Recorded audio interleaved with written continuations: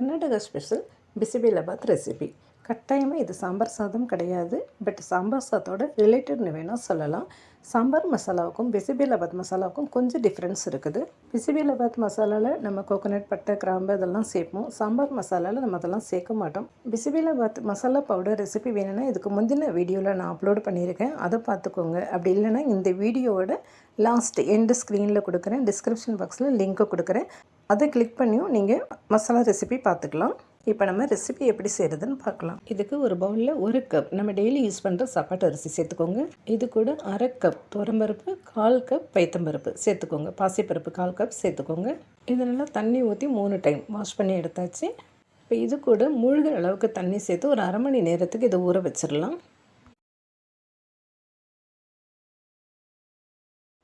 இன்னொரு பவுலில் ஒரு பெரிய எலுமிச்சம்பழம் சைஸுக்கு புளி எடுத்து ஊற வச்சுக்கோங்க.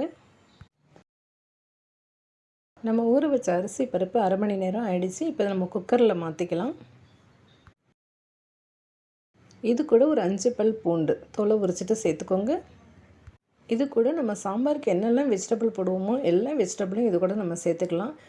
நான் கத்திரிக்காய், முருங்கைக்காய், சொரைக்காய், கேரட், பீன்ஸ், சவ், அவரைக்காய், முள்ளங்கி, பூசணிக்காய், பச்சை பட்டாணி, தக்காளி, மொத்தம் ஒரு 11 வெரைட்டி வெஜிடபிள்ஸ் நான் அதில் சேர்த்துருக்கேன்.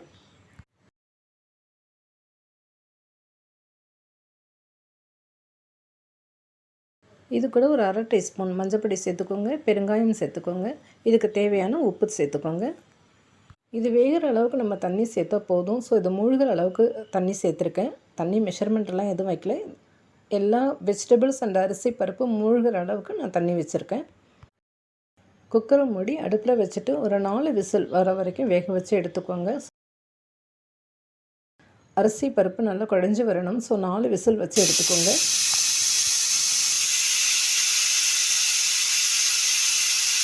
ஒரு கடாயில் 4 ஸ்பூன் நெய் சேர்த்து சூடு பண்ணிக்கோங்க. இது கூட 1 ஸ்பூன் கடுகு சேர்த்துக்கோங்க. 1/2 ஸ்பூன் ஜீரகம் சேர்த்துக்கோங்க.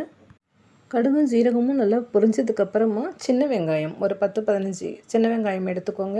2 பச்சை மிளகாய், 3 சிகப்பு மிளகாய், கொஞ்சம் கருவேப்பிலை சேர்த்து நல்லா வதக்கிக்கோங்க. வெங்காயம், மிளகாய் எல்லாம் நல்லா வதங்கினதுக்கப்புறமா நம்ம புளி ஊற வச்சுருக்கோம் இல்லையா, அதை கரைச்சிட்டு இது கூட சேர்த்துக்கலாம். இது கூட bisi bele bath masala powder already prepare பண்ணி வச்சுருக்கேன் இல்லையா, அதில் ஒரு 3 ஸ்பூன் சேர்த்துக்கலாம். இந்த மசாலாவுக்கு மட்டும் தேவையான உப்பு கொஞ்சமாக உப்பு சேர்த்துக்கோங்க. ஏன்னா நம்ம சாதத்தில் உப்பு சேர்த்துருக்கோம், அதனால் இங்கே கொஞ்சமாக உப்பு சேர்த்துக்கோங்க. இது நல்லா மிக்ஸ் பண்ணிவிட்டு பச்சை வாசனை போகிற வரைக்கும் கொதிக்க விட்டுடலாம். இதையும் நீங்கள் கடுகு, மிளகாய், வெங்காயம் எல்லாம் தாளிச்சிட்டு மசாலா, புளித்தண்ணி எல்லாம் ஊற்றிட்டு அரிசி பருப்பு இதோடய சேர்த்து 1 pot ரெசிப்பியாகவும் இதை நீங்கள் ரெடி பண்ணலாம். இப்போ சாதம் ரெடி ஆகிடுச்சான்னு பார்க்கலாம். அரிசி பருப்பு காய்கறி எல்லாம் நல்லா வெந்துடுச்சு, நல்லா குழவாக வெந்திருக்குது. இது கூட நம்ம கொதிக்க வச்சுருக்கோம் இல்லையா மசாலா, அதை சேர்த்துக்கலாம். இது கூட ஒரு கிளாஸ் தண்ணியும் சேர்த்துக்கோங்க. நல்லா மிக்ஸ் பண்ணி விடுங்க. இதை இந்த மாதிரி ஒரு பக்கமாகவே நம்ம கிண்டிகிட்டே வந்தோம்னா, ரைட் டு லெஃப்ட் ஒரு பக்கமாகவே நம்ம கிண்டிகிட்டே வந்தோம்னா காய்கறிலாம் ரொம்ப குழஞ்சி போகாது. மெயினாக முருங்கைக்காய் சீக்கிரமாக குழஞ்சி போயிடும். அதோட ஸ்டிக்கு மட்டும்தான் கிடைக்கும், ரொம்ப டிஸ்டர்பாக இருக்கும் சாப்பிட்றப்ப. ஸோ ஒரு பக்கமாகவே கிண்டி எடுத்துக்கோங்க.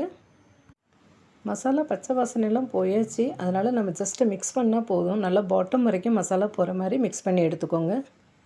இப்போ இது ரெடி ஆகிடுச்சு. இது கூட சின்ன துண்டு வெல்லம் சேர்த்துக்கோங்க. இனிப்பு இது கூட சேர்த்தா கொஞ்சம் டேஸ்ட் இன்னும் கொஞ்சம் கூடுதலாக இருக்கும். வெல்லம் கொஞ்சம் சின்ன துண்டு சேர்த்துக்கோங்க.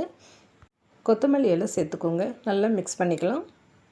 நான் இதுக்கு பாஸ்மதி அரிசி துக்கடா வரும், சின்ன சின்ன ரைஸாக இருக்கும், அது சேர்த்துருக்கேன். சாம்பார் சாதம், பிசிபெலாபாத்துக்கெல்லாம் அந்த அரிசி ரொம்ப நல்லாயிருக்கும். நீங்கள் நார்மல் சாப்பாட்டு அரிசி இது யூஸ் பண்ணிக்கலாம்.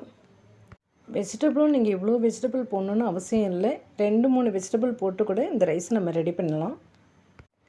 இது நல்லா பொரிச்ச அப்பளம், உருளைக்கிழங்கு வறுவல், சேப்பங்கிழங்கு வறுவல் கூட இதோட காம்பினேஷன் ரொம்ப நல்லா இருக்கும். அவ்வளோதான், ஹெல்த்தியான டேஸ்டியான பிசிபெலாபாத் ரெடி ஆகிடுச்சு. ரொம்ப ஈஸியாக 1 pot ரெசிப்பியாக கூட இதை நீங்கள் ப்ரிப்பேர் பண்ணிடலாம். நீங்களும் வீட்டில் ட்ரை பண்ணி பாருங்கள். வீடியோ பிடிச்சிருந்ததுன்னா லைக் பண்ணிவிட்டு சப்ஸ்கிரைப் பண்ணிக்கோங்க. நெக்ஸ்ட் வீடியோவில் பார்க்கலாம். பாய்.